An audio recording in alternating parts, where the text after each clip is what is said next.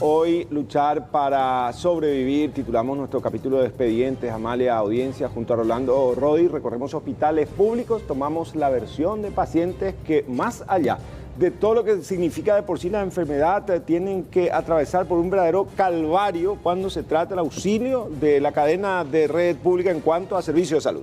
Las dos caras de la moneda, Roberto, en estas dos historias que son realmente terribles y donde la familia realmente hace un soporte sumamente importante y, por qué no decirlo también, la comunidad que ayuda cuando no hay los tratamientos adecuados y tampoco los medicamentos para poder solventar este tipo de enfermedades, es la comunidad también la que ayuda. Escuchemos.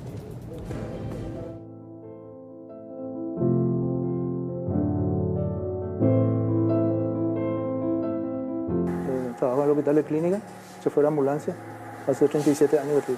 Tengo dos hijas, Melissa, ahora está en la facultad, estamos luchando para salir adelante.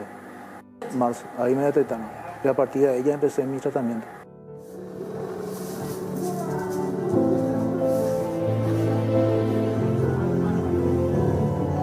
Y nos llegó mucho. Y empezamos a economizar. En el primer día, hasta yo ya decidí de no irme más a la facultad para que papá no tenga más, para que no gaste mucho. Y cualquier cosa buscamos para sacar plata, para que él se pueda ir, para que no le falte esos días. Solventar el cáncer que padece Pedro se convirtió en una verdadera batalla para esta familia oriunda de Quindú. Y estamos haciendo, por ejemplo, pollada así, pastel, así, todo. Y nos está colaborando un poco los vecinos, todo eso. Pero sabemos hasta cuándo también porque cansativo es. Pedro terminó vendiendo todo lo que tenía para costear el tratamiento de su enfermedad. Tenía que usar un autito para movernos. Vendí todo eso. Ya vendí la computadora de mi hija que le compré antes de hace 4 años. Y ahora tuve que hacer un préstamo y mandé hipotecar la casa. Además de padecer esta terrible enfermedad, lo más difícil para un paciente es la parte económica. Vos sabés bien que llegar al hospital te vas a curar sin tener plata. Hoy en día, pues, si vos no tenés plata, como yo, por ejemplo, que tengo una enfermedad caro, ¿quién te va a cubrir esos aparatos, medicamentos, si no tenés plata? El tratamiento no puede esperar y como sea debe conseguir dinero para los estudios y el tratamiento que se realiza cada 15 días. Entonces yo ahora me tengo que ver, hacer trabajar, ¿cómo voy a conseguir esos 1.300.000? Porque yo dentro de 15 tengo que volver, yo tengo que tener todo mi medicamento. Y eso es mucha plata. A Pedro le quedan algunas sesiones para terminar su quimioterapia y la familia espera con ansias verlo recuperado pronto. Y no vemos la hora que termine, que esté bien, que vuelva a ser mi papá de antes.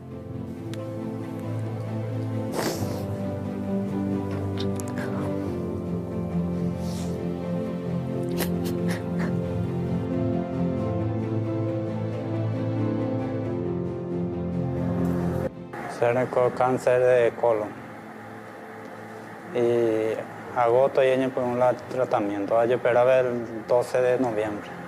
Gloria requiere todo tipo de cuidado, pero no se puso restricciones y empezó a trabajar día y noche para solventar los gastos de la enfermedad del marido. Te manda a hacer todos los estudios que se hace afuera y te cuesta más o menos 600.000 guaraníes esos estudios. Ahora yo voy a paiste. Saqué la pistola, me suero y jeringa, algunas cosas mías. A pedir yo voy a paiste. Ya pasaron por días extremadamente complicados al punto de abandonar el tratamiento. Cogueta, por ejemplo, hoy me estoy en el jique porque no andar de cuello. A pedir, por suerte, la voy a conseguir tener ayuda de mí. Pedir la ayuda, porque si no, falta tal sequín. Porque ya no me dio tiempo más por agua. Son casi 60 y algo de sesión. Y teníamos que ir a empeñar un teléfono para venir. Hacemos pollada, pero no puedo hacer cada 15 días pollada. Se van a cansar también de nosotros. Llegar hasta el hospital de clínicas desde Caguazú cada 15 días tiene su costo. Y 400.000 guaraníes solamente pasaje, en ese un mes. En la embajada gana mínimo, gana 70, 80 mil por día, me bueno, no objetivo. En mi situación es más difícil porque solo tengo una semana para trabajar, porque tengo que venir con él acá en la clínica. Tengo una semana libre para salir a vender y hacer. Además de conseguir recursos para viajar a Asunción, acceder a medicamentos también se convirtió en toda una lucha para esta familia. Me fui al Ministerio de Salud, me fui al gabinete y a todo lo que va le decía que no, está en proceso, está en proceso. ¿Qué pasa en esa situación? A mí me cuenta que tenés que tener una amistad en gabinete para que te salga un medicamento. Ya son meses de batalla y pese a la esperanza de salir adelante, el miedo también persiste. Ya no sabes de dónde sacar esa fuerza. Yo, por ejemplo, me entrego poco a poco, pero al mismo tiempo a buscar llegar a su vecina porque tampoco no le quiero echar en el pozo de donde ya más está luego él. Sí, sale con la gana cumplir las sesiones aquí, pero la plata no voy a cobrar, no, ya ni por ahí. Que se muera de mí. Porque es joven. No quiero que tenga por un maldito medicamento. La gente muere día a día.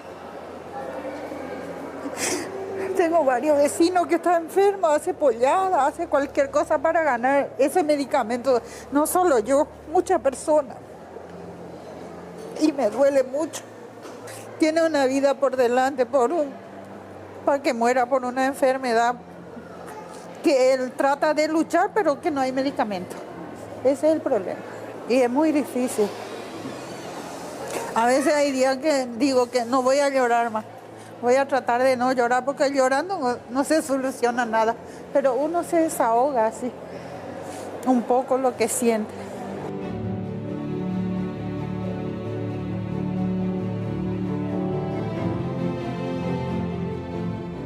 Y en la segunda parte de Expedientes vamos a escuchar realmente a médicos muy valientes que se animaron a contar la odisea por la cual atraviesan todos los días con respecto a la provisión de medicamentos y tratamientos por un lado y por el otro lado también la frustración que sienten al perder a un paciente.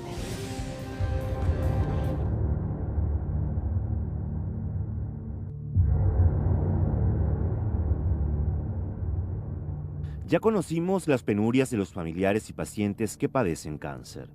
También buscamos la perspectiva de profesionales que trabajan muy de cerca en el tratamiento de esta enfermedad. Todos lo definieron como catastrófica. El cáncer es considerado una enfermedad catastrófica. ¿Por qué? Primero, por lo que implica emocionalmente para el paciente y la familia el diagnóstico de esta enfermedad. Una enfermedad catastrófica que funde económicamente a cualquier familia. Por el alto impacto económico que genera en las familias y el entorno de un paciente con cáncer, de ahí lo catastrófico. El impacto más fuerte llega al paciente al momento del diagnóstico. Cuando a una persona se le hace el diagnóstico de cáncer, esa persona siente que el mundo se le vino abajo. ¿Ok? Y lo primero pregunta, ¿qué hice o por qué a mí? Hablar de cáncer muchos lo relacionan con la muerte. El diagnóstico precoz es la clave en el tratamiento de esta enfermedad. El diagnóstico precoz es aquí el tema clave para el éxito del tratamiento. Porque un diagnóstico tardío no saca la chance de curación de un paciente. En estadios 1 tenemos una alta tasa de curabilidad y en estadios 4 realmente muchas veces ya no hay nada que hacer. ¿Y por qué no hacemos diagnósticos precoces? Porque primero falla la educación, de que el paciente sepa que determinados síntomas pueden ser un cáncer. En segundo lugar, por el miedo. Entonces ahí, ¿qué pasa? Recibimos a pacientes muy avanzados, donde la posibilidad de una curación ya es mucho más complicada y requiere muchísimo más gasto.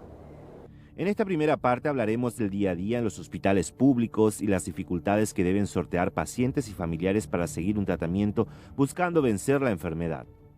En los hospitales de repente no tiene para hacer los estudios, entonces los estudios que se deberían hacer 10, 15 días, le tardan meses, entonces va avanzando la enfermedad, llega la cirugía, hay huelga de anestesistas o no hay insumos o qué sé yo, y se vuelve a atrasar la cirugía, de repente ya se le opera, le piden que haga radioterapia, pero va al Instituto del Cáncer y el único aparato público está roto, o le dan turno para dentro de 3, 4 meses para hacer. Le indicamos la quimioterapia, no tiene plata para comprarla porque ya se operó, ya estuvo internado, ya compró los medicamentos para la operación. Ustedes saben lo que implica eso, y durante todo ese tiempo dejó de trabajar y dejó de producir para la familia. El único aparato de radioterapia en el sector público se encuentra en el Instituto del Cáncer, y si bien no abastece, el principal inconveniente se registró meses atrás, cuando sufrió un desperfecto, dejando a miles de pacientes a la deriva. El aparato de radioterapia, como te dije, es el único del sistema público. No está dando abasto, el aparato tuvo inconvenientes, es de público conocimiento. Lastimosamente los repuestos tienen que venir de Estados Unidos, eso lleva su trámite, entonces tuvimos algunos inconvenientes. Nosotros solicitamos la compra de otro aparato. En su momento, el Hospital de Clínicas tenía drogas para el tratamiento para pacientes de cáncer. Si bien nunca contaron con drogas consideradas costosas, servía para asistir a quienes seguían su tratamiento en este centro. Hubo una época que estábamos bastante bien acá en el Hospital de Clínicas. Se compraron drogas oncológicas y las teníamos en farmacia. No todas, pero digamos un cuadro básico como para atender a la gran mayoría de los pacientes. Nunca tuvimos drogas de alto costo. Ahora, no tenemos presupuesto, no tenemos drogas en farmacia. El convenio feneció, pero no sé qué está pasando, que desde agosto estamos atrás para que de agosto del 2018 se firme y no se firma. No me preguntes por qué, yo no sé. El fin del convenio entre el Instituto del Cáncer y el Hospital de Clínicas derivó en la falta de medicamentos para pacientes de clínicas, y muchos están al borde de suspender su tratamiento ante la dificultad para acceder a las drogas. Ahora, el convenio con clínicas, si bien feneció el año pasado, entonces ya no podíamos entregarle al paciente esos medicamentos. Hay que aclarar también de que nunca se cortó ese provisionamiento. Simplemente los mecanismos fueron diferentes. El director del Hospital de Clínicas solicitaba o solicita al ministro de Salud y el ministro autoriza.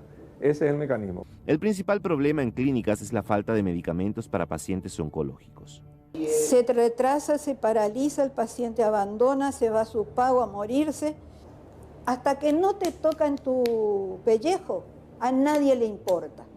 Todos pagamos impuestos, pero si esos impuestos no se devuelven en los servicios básicos que necesita una población, que son educación y una salud en forma, porque educación y salud no son gastos, son inversión. Un pueblo enfermo y un pueblo ignorante no prospera. Para los pacientes que siguen sus tratamientos en hospitales públicos, el impacto económico es mayor. Pero la gran mayoría de la población acá no tiene IPS. Entonces, el paciente tiene que sacar de su bolsillo, del bolsillo de su familia, ¿verdad? Y los pocos bienes que pudiera tener, se le van. Súmale la angustia de tener una enfermedad potencialmente mortal, con un tratamiento complejo y prolongado, a la angustia de no tener con qué solventar y tener que buscar los medios. Aunque seas una persona de clase media y estés pagando un seguro médico privado. Bueno, ¿qué me contás del paciente que no tiene ningún seguro médico? Ni el del IPS ni el privado, y que cae en salud pública. La falta de herramientas para formar a médicos que deben tratar con pacientes oncológicos también se siente en el Hospital de Clínicas dependiente de la Facultad de Medicina de la Universidad Nacional de Asunción.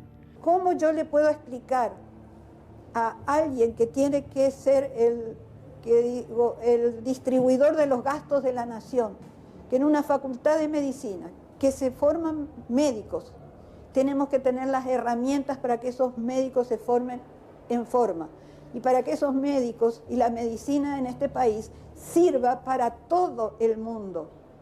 y no para algunos privilegiados que si tienen un tumor maligno rajan para Brasil, a un hospital de 6 estrellas. ¿Qué pasa con el resto de la población? ¿Qué pasa con los casi 7 millones de habitantes que no tienen esa posibilidad?